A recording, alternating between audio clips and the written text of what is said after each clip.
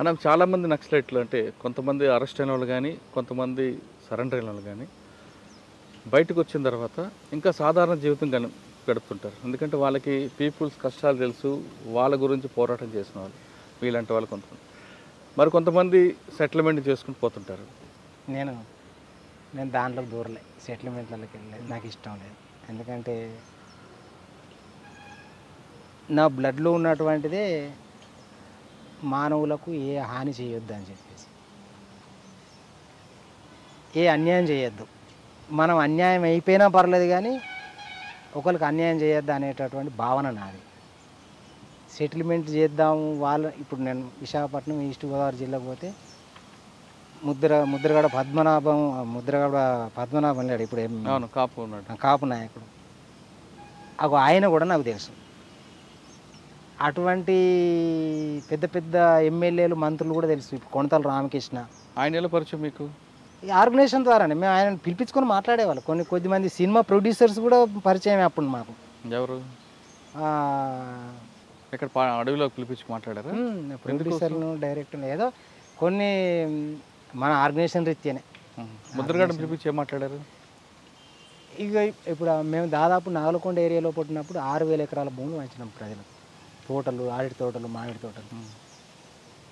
ఇప్పుడు కొన్ని ప్రజలను మోసం చేసి, ప్రజలకు అప్పులు ఇచ్చి, వడ్డీలు వసూలు చేసి వాళ్ళ భూములని ఆక్రమించుకునేటటువంటి భూస్వాములను వాళ్ళకు వ్యతిరేకంగా మొబిలైజ్ చేసేది అన్నట్టు మేము ఈ ఈస్ట్ గోదావరి డిస్టిక్లో. శంఖవరం, అట్నాథవరం, ఏలేశ్వరం, పిఠాపురం, తర్వాత రాజవొమ్మంగి, జడ్డంగి, ఈ మండలాల్లో కూడా. అయితే ఈ అడవి లోపల 170 యాక్ట్ ఉన్నది, ఐడియా ఉంది కదా? 170 యాక్ట్ అంటే గిరిజనుల భూములను మైదాన ప్రాంతంలో ఉన్నటువంటి వాళ్ళు కొంటే చెల్లది, రిజిస్ట్రేషన్ కావాలి. కానీ వాళ్ళు ఏం చేసేదంటే మైదాన రాకూడదు. వాళ్ళు ఇక్కడికి వచ్చి కొని ఈ ఊళ్ళో ఒకటే ఒక ఉంపుడు గత్తెని ఉంచుకొని దాని పేరు మీద రిజిస్ట్రేషన్ చేసుకొని ఉంచేటోళ్ళు అన్నట్టు. ఉంచి ఆ భూమిలో వచ్చినట్టు పలాసయం అంతా బయటికి తీసుకుపోయేది.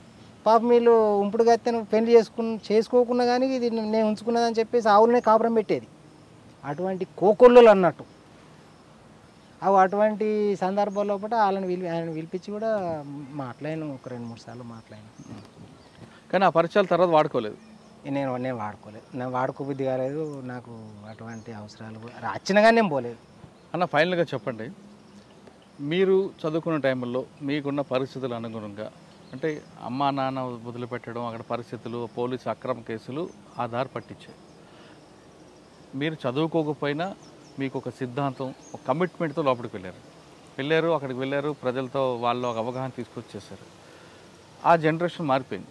ఇప్పుడున్న యువత కమిట్మెంట్ లేకుండా విచ్చలవిడిగా విలాసాలు తిరుగుతూ, వాళ్ళ వ్యక్తిగత స్వార్థం కోసం పనిచేస్తూ, సరే వ్యక్తిగత స్వార్థం కోసమైనా మంచి పని చేస్తున్నారంటే అది లేకుండా విచ్చలవిడితనంగా వ్యసనాలు, విలాసవంత జీవితాలకి అలవాటు పడుతున్న వాళ్ళని చూస్తున్నప్పుడు ఏమనిపిస్తుంది? వాళ్ళకి ఏం మెసేజ్ అంటే వాళ్ళ వల్ల సమాజానికి ఏం జరగబోతుంది? వీళ్ళంతా ఇలా కావడానికి గల కారణాలు ప్రభుత్వమే అని నేను నమ్ముతా. ప్రభుత్వాలు ఎప్పుడైనా కానీ ఏ పార్టీ అయినా కానీ, కాంగ్రెస్ కానీ, బీజేపీ కానీ, టీఆర్ఎస్, ఏ పార్టీ కానీ, ఈ పార్టీ అనేటటువంటిది అసలు ఇంకా కొన్ని వివరాలు నేను అడగకుండా నేను చెప్తా. మేము పార్టీలో ఉన్నప్పుడు ఒక ఉక్కు క్రమశిక్షణతో ఉండేవాళ్ళం. మేము ప్రతి నెలకు, ప్రతి 2 నెలలకు ఒకసారి పార్టీ లోపల మేము సమావేశం చేసుకుంటాం అన్నట్టు. ఏ గ్రామం లోపల ఏ సమస్యలు ఉన్నాయి, ఏ గ్రామం లోపల ఆ సమస్యని ఎట్లా పరిష్కరించాలి మనం, అసలు పరిష్కరించడం లోపల ఆ కార్యాచరణ లోపల ఆ పనిని ఇంప్లిమెంటేషన్ చేయడం లోపల కమాండర్ ఫెయిల్యూర్ అయిందా, సక్సెస్ అయిందా, సమీక్ష జరుగుతుంటుంది. అవన్నీ సమీక్షలు ప్రతి నెలకు 2 నెలలకు ఒకసారి జరుగుతుంటాయి అన్న. నువ్వు తప్పు చేసినవు అని చెప్పేసి నేను విమర్శించవచ్చు. ఎంత పెద్ద స్థాయి సెంట్రల్ కమిటీ మెంబర్ను కూడా, మామూలు పార్టీ సభ్యులు కూడా విమర్శించవచ్చు. ఆ స్వేచ్ఛ అనేటటువంటిది ఆ పార్టీ లోపల ఉన్నది. ఇప్పటికి కూడా ఉన్నదని నేను భావిస్తాను. కానీ ఈ బయట బూర్జో పార్టీలలో ఆ ప్రజాస్వామ్యం లేదు. ఇప్పుడు ఏదన్నా ఉదాహరణకి ఏ బూర్జో పార్టీ అయినా కానీ ఒక కమిటీ ఉంటుంది, జిల్లా కమిటీ లేకపోతే మండల కమిటీ, గ్రామ కమిటీ, రాష్ట్ర కమిటీ ఉంటుంది. ఆ కమిటీ లోపల మనం ఏం చేస్తున్నాం, ప్రజలు ఎట్లా, మన పథకాలు ఎట్లా పోతున్నాయి, ప్రజలకు చేరుతున్నాయా చేరుతలే, వాళ్ళు ఏమైనా సమీక్ష చేస్తారా? చేయరు. మనం చేసేటటువంటి స్కీములు పథకాలు ప్రజల లోపలికి పోతున్నాయా అనేటటువంటి ఏది అవసరం లేదు వీళ్ళకి కావాల్సినటువంటి ఏంటంటే అధికారం లోపలికి రావాలనేటటువంటి ఆకాంక్షగా తప్ప వీళ్ళకు వాళ్ళ స్వార్థపూరితమైనటువంటి ఆలోచనలు తప్ప ప్రజలకు మేలు చేయాలనేటువంటి ఆలోచన ఏ పార్టీ కూడా ఉండదు. ఆ రకంగా ఉంటే ఈ యువత ఎప్పుడో బాగుపడుతుండే. దానికి కారణం ఇదే అన్నట్టు. ఒక గవర్నమెంట్ ఉన్నదంటే యువతకి ఏం చేయాలి, మహిళలకు ఏం చేయాలి, స్టూడెంట్స్కి ఏం చేయాలి, రైతాంగానికి ఏం చేయాలి, కూలీలకు ఏం చేయాలి అనేటటువంటి విధి విధానాలు లేవు అన్నట్టు. ఏ ప్రభుత్వాలకైనా ఏ పార్టీలకైనా లేదు. వాళ్ళ ఓట్లు, వాళ్ళ సీట్లు, వాళ్ళ స్వార్థం కోసం చూసుకుంటారు అంతే. అంతే కదా, అందుకే కదా ఈ యువత అంతా ఇట్లా చెందింది. ఓకే, ఇప్పుడు పెడదోర పడుతున్న, చెడు వ్యసనాలకు బలవుతున్న, బానిస అవుతున్న యువతకి మీరు ఇచ్చే మెసేజ్ ఏంటి? ఎవరైనా కానీ ఈ రాజకీయ పార్టీలు ఎన్ని చెప్పినా కానీ ఈ యువతకు వాళ్ళు మనం మన యువత గురించి ఈ రాజకీయ పార్టీలు చేసేటటువంటి ఏం లేదు. మనకు మనమే డెవలప్ కావాలి. ఉదాహరణకు ఇక నాది నేను చెప్పుకోవద్దు అనుకున్నా కానీ చెప్పవలసి వస్తుంది. నేను బయటికి వెళ్ళిన తర్వాత 1 సంవత్సరానికి పెళ్ళి చేసుకున్నాను. నాకు ఇప్పుడు ఆస్తులు, నాకు ఎంత పెద్ద చెప్పుకోదగ్గ ఆస్తులు లేవు. నేను ఇప్పటికి కూడా కూలి చేసుకుని బతుకుతా. ఇప్పటికీ నా భార్య కూడా కూలి పని చేస్తుంది. నాకు 3 అబ్బాయిలు. కానీ 3 అబ్బాయిలను నేను గ్రాడ్యుయేట్ చేసిన. ఒక అబ్బాయి ఐఐటీలో ఎంటెక్ చేశాడు, ఇంజనీర్ బీటెక్ ఇడుపులపాయలో బీటెక్ చేశాడు. మా పెద్ద అబ్బాయి ఆడు ర్యాంకరు, 10th క్లాస్లో ర్యాంకరు, ఇంజనీరింగ్లో ర్యాంకరు, ఎంటెక్లో కూడా ర్యాంకరే.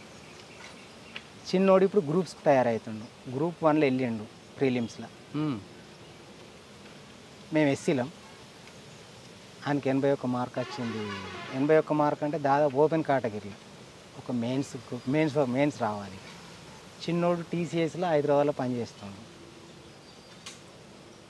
మా పిల్లలను నేను కష్టపడి చదివించిన, అయినా కానీ నేను ఎంత ఖర్చు పెట్టాలని అనుకుని, నేను అంత స్థాయి చదవాలని అంటే డబ్బులు ఖర్చు పెడితే కాదు.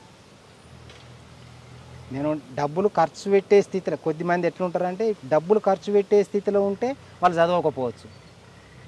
వాళ్ళు చదివితే డబ్బులు ఖర్చు పెట్టే స్థితిలో తల్లిదండ్రులు ఉండకపోవచ్చు. కానీ మా కుటుంబ నేపథ్యం ఏంటిదంటే నేను డబ్బులు ఖర్చు పెట్టలేనటువంటి స్థితి, కానీ వాళ్ళు చదివారు. అంటే నేను వాళ్ళని అట్లా, వాళ్ళ ఆలోచన విధానం అట్లా తయారు చేసిన. ఇప్పటికి కూడా ఇప్పుడు నేను పైసలు ఇప్పటికి వాళ్ళు గ్రాడ్యుయేట్స్ అయ్యారు. ఇప్పుడు నన్ను డబ్బులు అడగరాలు. మా రెండో అబ్బాయి అయితే 10th క్లాస్ వాళ్ళకు, ఇంటర్మీడియట్ వాళ్ళకు మ్యాథ్స్, ఇంగ్లీషు, సైన్స్ ట్యూషన్ చెప్పి వాడు బతుకుతాడు.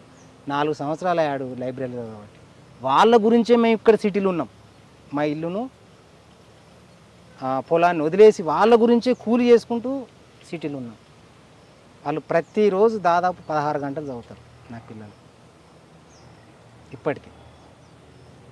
అంటే తల్లిదండ్రుల వాళ్ళ బాధ్యత ఉంటుంది అన్నట్టు. ఇప్పుడు ఒక పిల్లలు